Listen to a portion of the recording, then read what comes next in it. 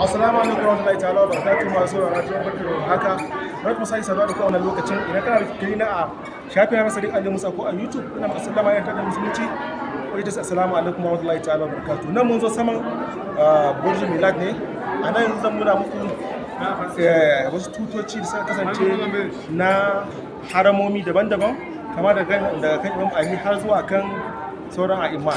Idan muka zo ta nan za ku gani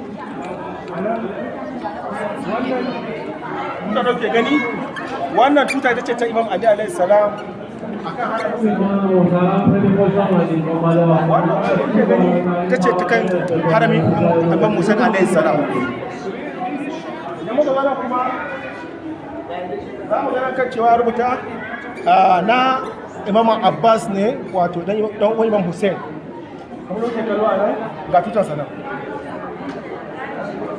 Wannan kuma na sai da Zainab ne yar Imam Ali alayhi salam. Wannan tutar a saman haramin ta yake.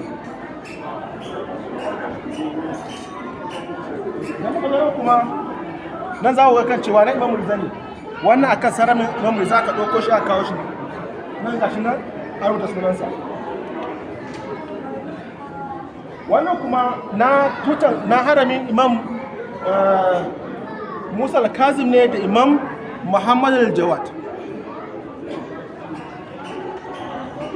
Nan kuma na Imam Ali al-Hadi ne da kuma Hassan al-Askari alayhi salam. Wannan daga kan haramin su ne aka dauko shi. Wannan kuma na haramin Sayyida Ma'suma ne wanda haramin take kan yake.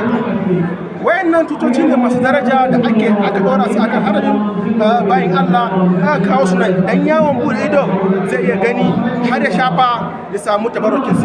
Da wannan muke roƙon Allah subhanahu wataala ya yassare mana ya ba mu biya mana bukatun mu albarkacin wayannan bayin Allah. Assalamu alaikum wa rahmatullahi ta'ala wa barakatuh.